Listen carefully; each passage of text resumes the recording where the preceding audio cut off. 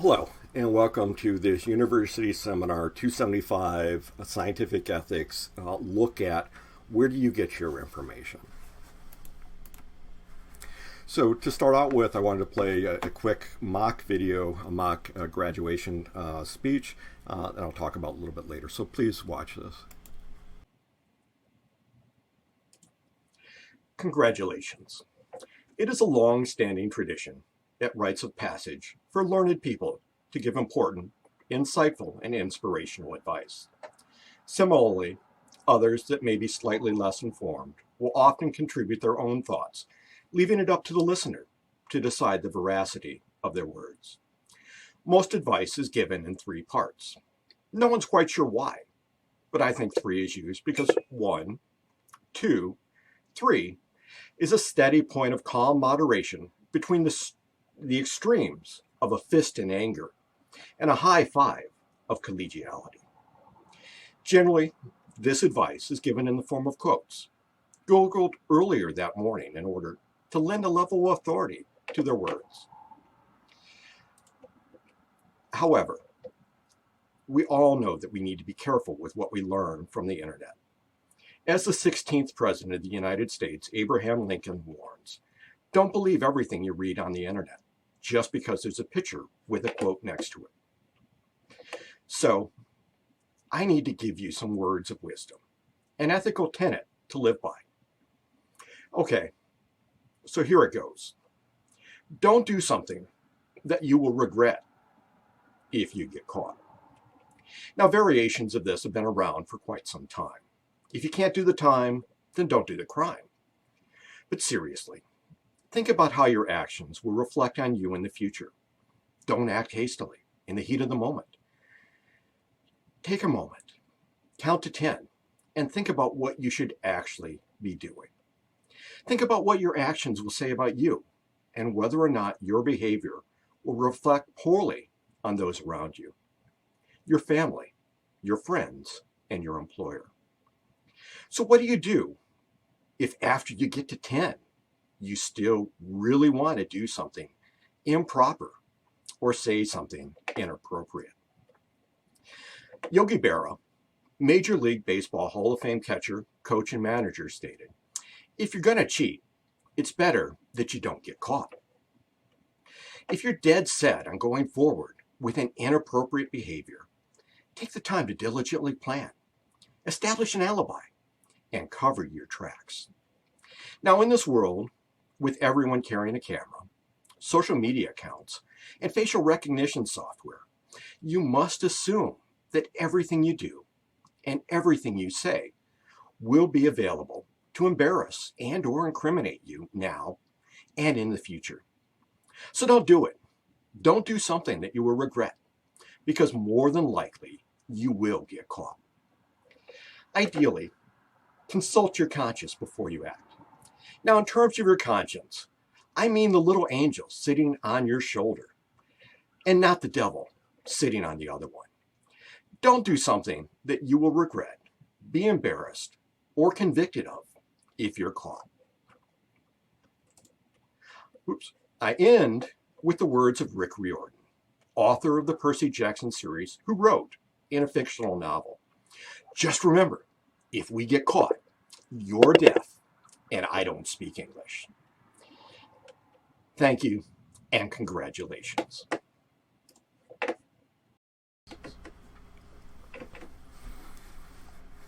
Okay, so we got a mock graduation speech, and we can take a look at how different people may convey the message that's associated with it. And so, words of wisdom in and out of context. Don't do something that you will regret.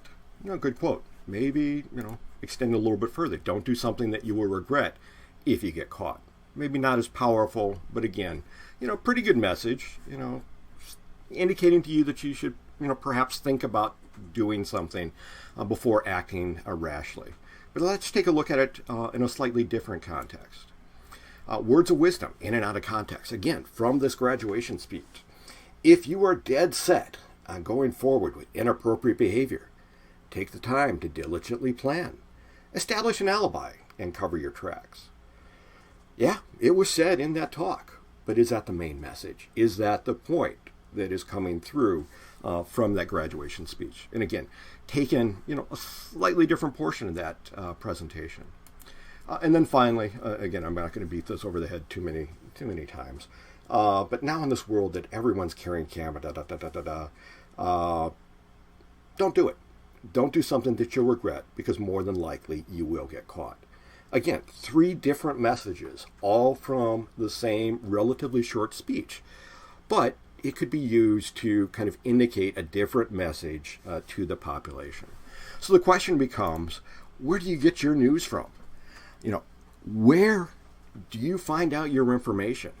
Where do you learn things from? Historically, we had a town crier that would, stand on the corner and ring a bell and call out the news. More recently, we've got, the newspaper boy, kind of the stereotypic there, doing the same thing at the turn of the 20th century, calling out the headlines of the news and trying to get people to buy his papers. But now we've got online newspapers and social influencers putting information out there. Where is that coming from? Is it good information? Is it something that we should be paying attention to? What is the source of the authority? And I love this cartoon from Dilbert. I brought a Nobel-winning economist to tell you why everything you say about fiscal policy is wrong. And you got the famous economist over here, Nobel Prize-winning economist, saying, for starters, if you knew anything about economics, you would have a beard. Because all Nobel Prize-winning economists, I guess, have a beard. And so if you're going to talk about fiscal policy, you need to grow a beard. Probably not the source of their authority. Hopefully, there's more to it than simply growing facial hair. Do they have expertise on the topic? We've seen a rise of the citizen journalist.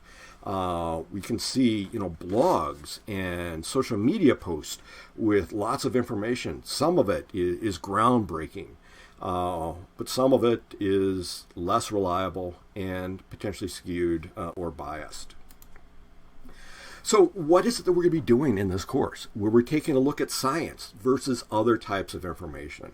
And so an example here, we've got, a Renaissance scientist here saying, the world is round.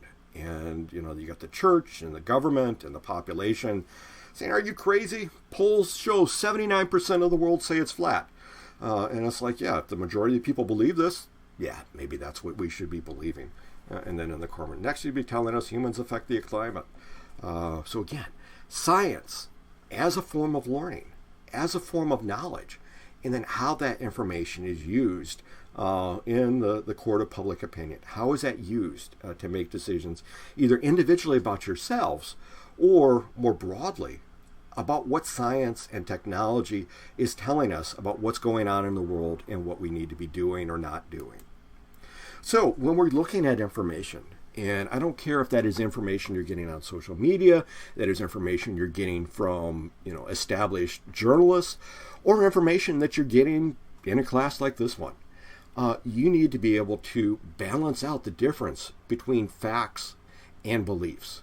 Because many of us are going to be expressing our thoughts in a way that's often unclear whether or not we have factual information that is supported by the evidence, or I just really believe this, and I really want to convince you that you need to think the same way as I'm thinking. Now, if we take a look at this, and again, I'm emphasizing this, January 2021, a week after the vote to accept the Electoral Congress votes for President-elect Biden, we need to be thinking about where our information is coming from. We need to be thinking about, is there a bias, either that we have or the individuals that are telling us about whatever it is that they're telling us about, is there a bias that's going to be present there?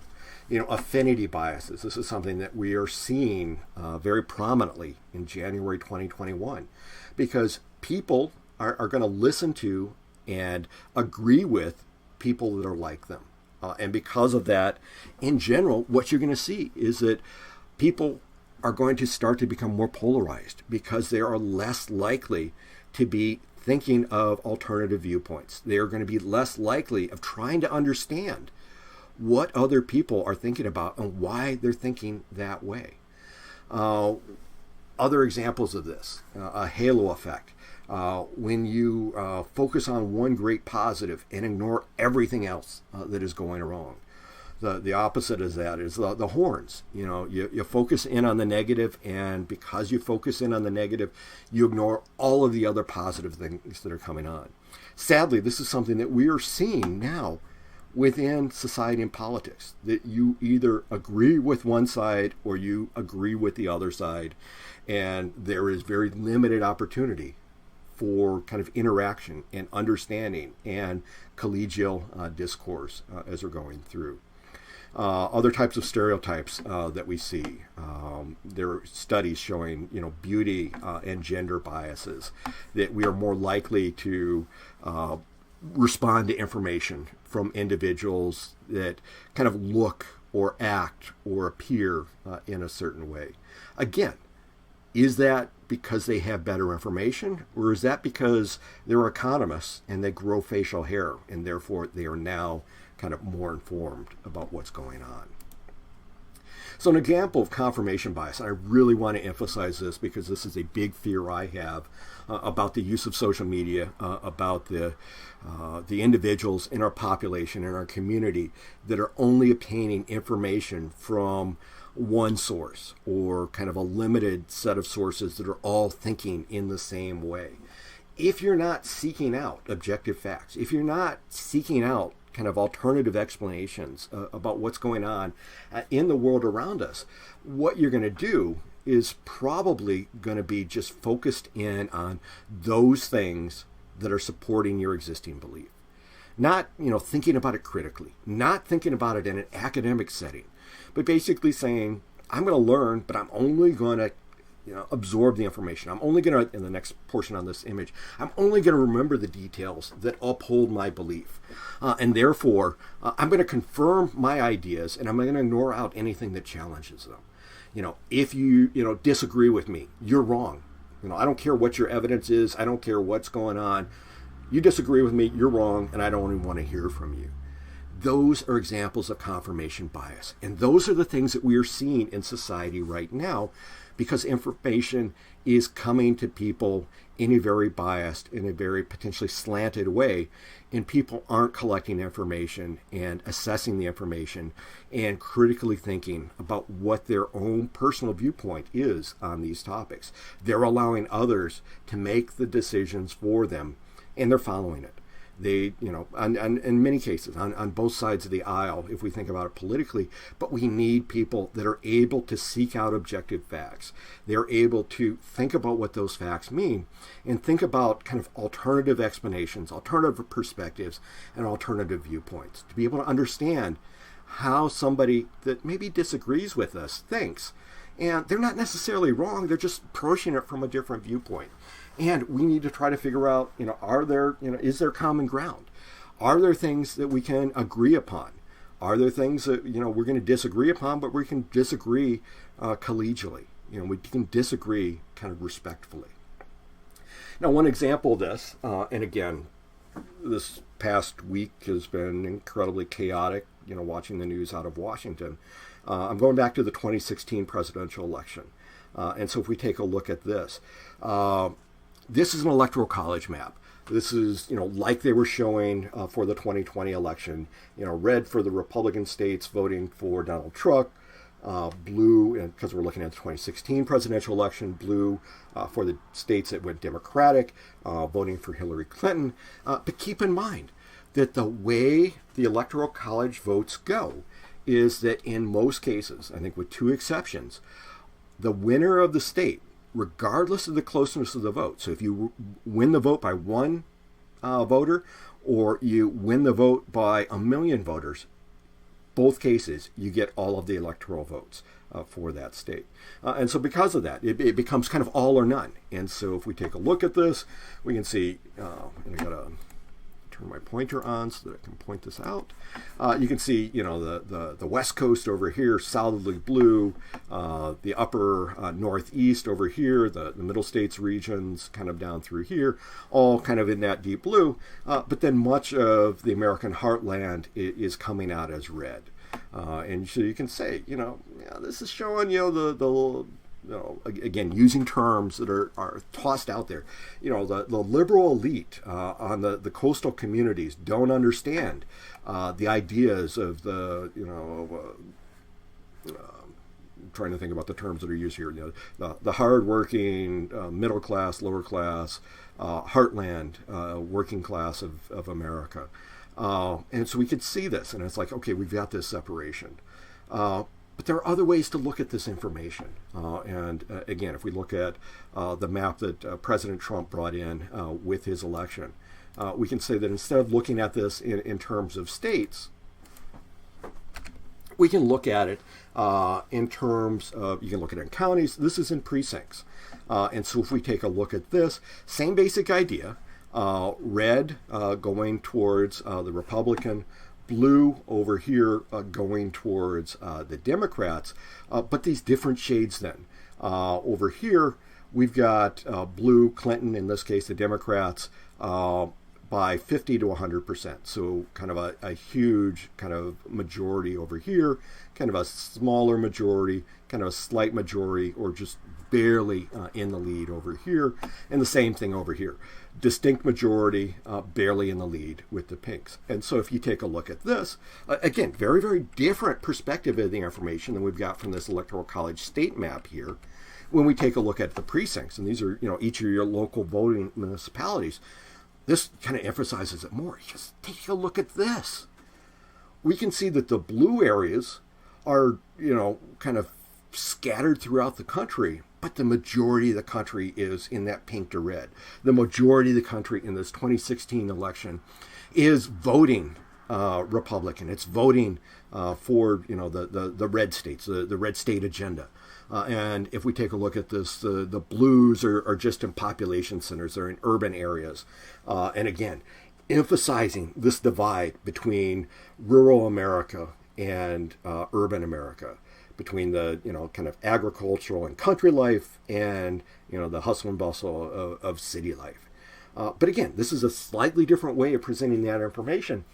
But this gives you a feeling about this massive red, kind of dominance across the country.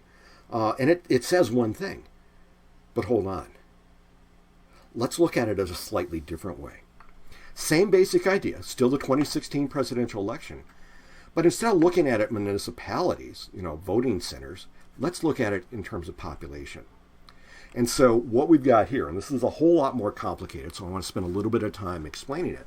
Same basic idea, red for Republicans, blue for Democrats, but each vote is going to be represented by a dot, and it's going to be distributed by population density.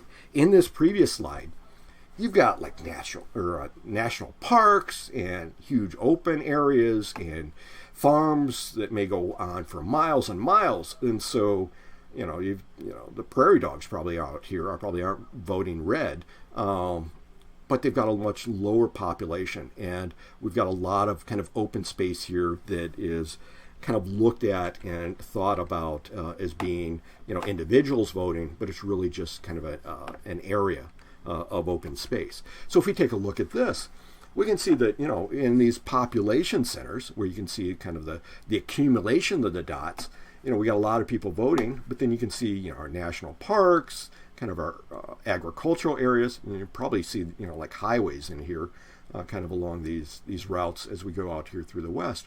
But what you can see is a very, very different message than either of the previous two slides. In this one, we're showing that, there's a whole lot more blue here than in terms of red. Lots of crossover, so a lot of communities where, we've got, Democrats and Republicans ideally interacting with one another, hopefully collegially, because we don't have a total breakdown of society yet. But taking a look at this shows that the popular vote went to Clinton. And there are areas of, red pocketing, but it's much fewer and far between than we saw on those previous two slides. So again, we can use the information that is provided to us, but be careful, because how that information is presented can very dramatically change the message that's coming across. And so because of that, and because of this, I want you to be able to learn to critically challenge the information, to think about where the information is coming from. Is that individual biased? Is that individual presenting to you information that you want to hear? Or is that information that is challenging to you? My hope is that you will be in this class and beyond to be learning how to process this information and think about what it means. Think about what it means for you. Think about what it means for our society. Now, in terms of science, science is peer-reviewed to minimize bias. What that means is that the work that scientists do has to be evaluated on the quality of the work before it's being published. And again, in 2020, we saw some challenges to that because the need for information very, very rapidly about the COVID-19 virus meant that a lot of information was going out there before it had been peer-reviewed. And so because of that, information often changed over a period of time because the message was worked on and improved, but that initial message was out there first. And that initial message wasn't always as accurate and as correct as what was at the end product. After that peer review process that said, explain this a little bit more, or look at this a little bit more and make sure that your conclusions are supported by the evidence that you're working with. So ideally, science is going to have a minimal amount of bias that is going to be present, but it still has the potential for bias. It still has a potential that you need to think about how that information is being supported, what evidence is being used to justify the statements that are being made. Now, in terms of science, all three of these maps are scientifically accurate. They are factually accurate, but each one of these maps has a slightly different message associated with it because of the way that that information is going to be presented. So I encourage you to take a look at that information, take a look at what's available, take a look at the biases and think about the perspectives that are out there and think about what is it that you really want to know.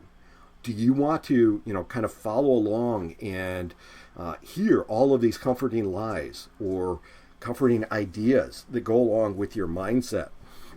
Or do you want to be challenged by unpleasant truths? Do you want to learn about perspectives of other people? Do you want to kind of challenge your worldview to be able to, process the information and think about it in new and different ways?